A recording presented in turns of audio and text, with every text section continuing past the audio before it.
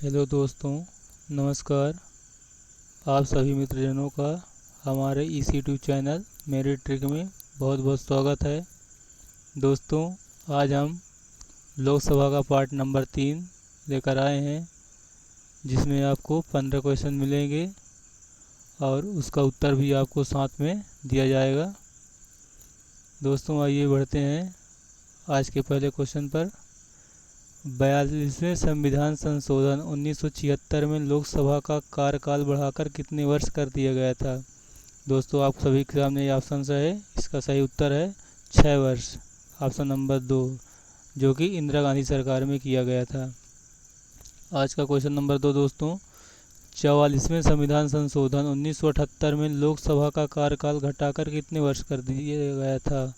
तो दोस्तों, इसका सही उत्तर होगा 5 वर्ष।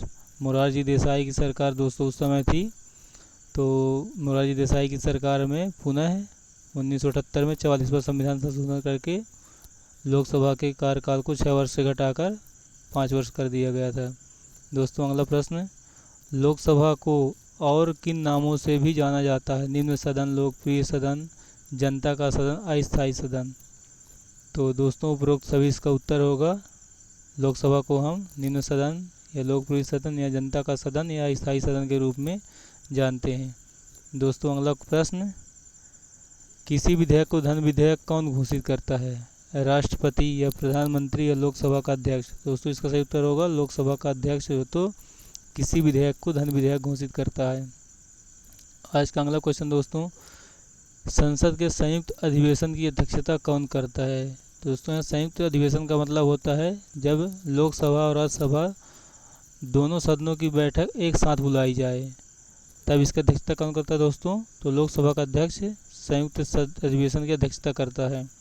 अगला प्रश्न दोस्तों, धन विधेयक को पास करने का अंतिम निर्णय किसके पास होता है? तो दोस्तों, इसका प्रश्न ऑप्शन है आपके पास, प्रधानमंत्री, लोकसभा या मंत्रिमंडल। तो दोस्तों, इसका सही उत्तर होगा लोकसभा। लोकसभा धन विधेयक को पास करने का अंतिम निर्णय रखता है। अगला प्रश्न दोस्तों, लोकसभा अध्यक्ष अपना त्यागपत्र किसे देता है? तो दोस्तों, इसका सही उत्तर होगा लोकसभा उपाध्यक्ष को लोकसभा अध्यक्ष अपनी त्यागपत्र की अर्जी देता है। अगला प्रश्न दोस्तों, लोकसभा उपाध्यक्ष अपना त्यागपत्र किसे देता है? तो लोकसभा अध्यक्ष को लोकसभा उपाध्यक्ष अपना त्यागपत्र देगा। अगला प्रश्न दोस्तों, और दोस्तों एक बात यहाँ पर और समझ लीजिए, जब लोकसभा अध्यक्ष को अपना त्यागपत्र देना हो और उपाध्यक्ष उस समय कोई ना हो, यानी उपाध्यक्ष की सीट खाली हो, तब लोकसभा अध्यक्ष अपना त्यागपत्र किसे देगा दोस्तों? राष्ट्रपति को। या जब लोकसभा उपाध्यक्ष को अपना त्यागपत्र देना हो और उस समय अध्यक्ष ना हो, तब उपाध्यक्ष भी अपना त्यागपत्र राष्ट्रपति को देगा। दोस्तों, बढ़ते हैं अगले क्वेश्चन की ओर। लोकसभा अध्यक्ष को समय से पूर्व कैसे हटाया जा सकता है?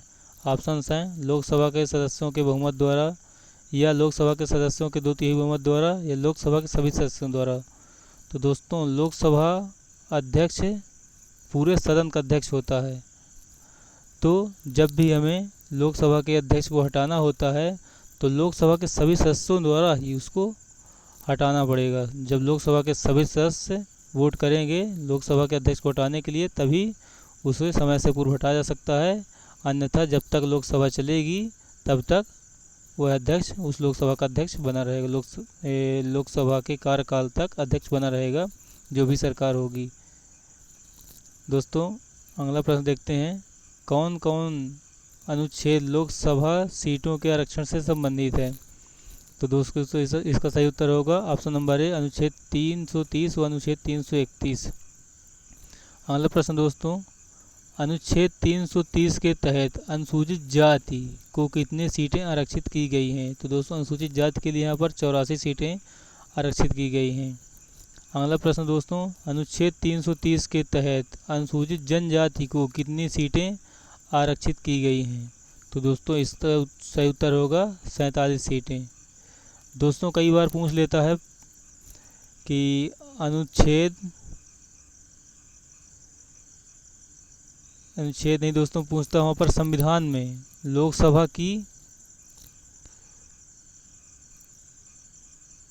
कुल सीटों में से कितनी सीटें आरक्षित की गई हैं। तो दोस्तों कितनी सीटें कुल आरक्षित की गई होगी हम देखते हैं। तो 131 कैसे, 84 दोस्तों अनुसूचित जाति की प्लस 47 अनुसूचित जनजाति की। तो दोस्तों कुल मिला के कितनी सीटें हो जाएंगी, हम यहाँ पर जोड़ देते हैं। 7 4 11 की 1, हाथ सिलाई 1, 8 4 12 और 1 13।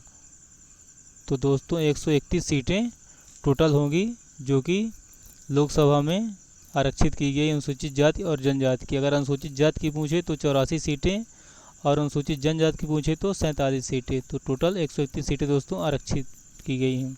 दोस्तों अगले प्रश्न की ओर बढ़ते हैं। अनुच्छेद 331 के तहत कितने लोगों को लोकसभा के लिए मनोनीत कर सकते हैं कौन दोस्तों, राष्ट्रपति।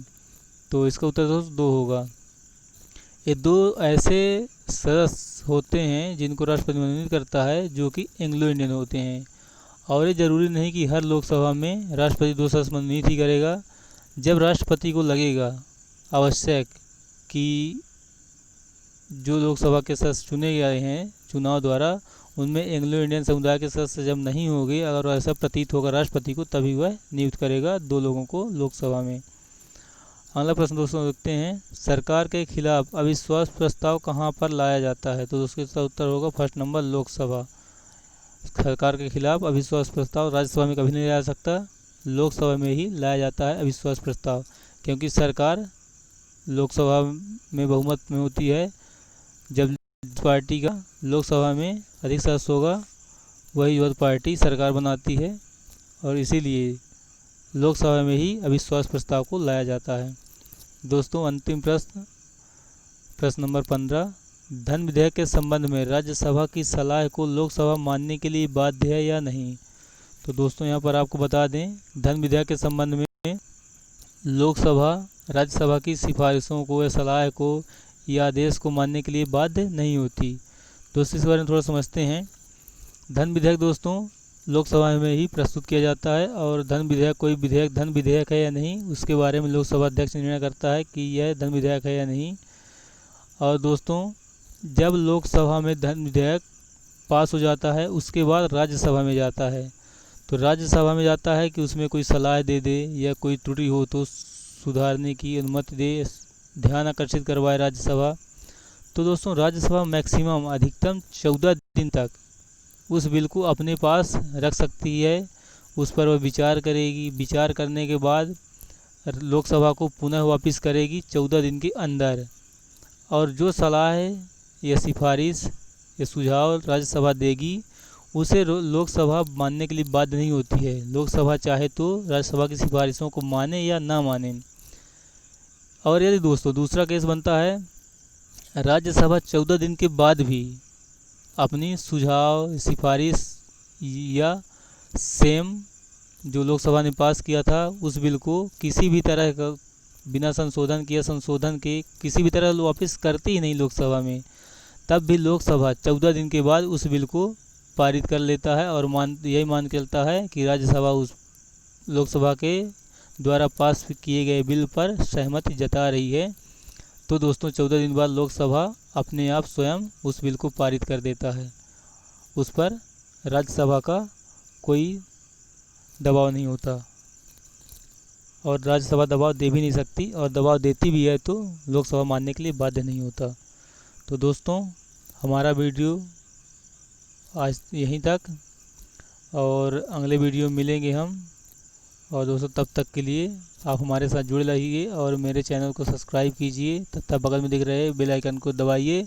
और अगर आपको यह वीडियो पसंद आई हो तो वीडियो को प्लीज़ लाइक और शेयर कीजिए अपने दोस्तों तक।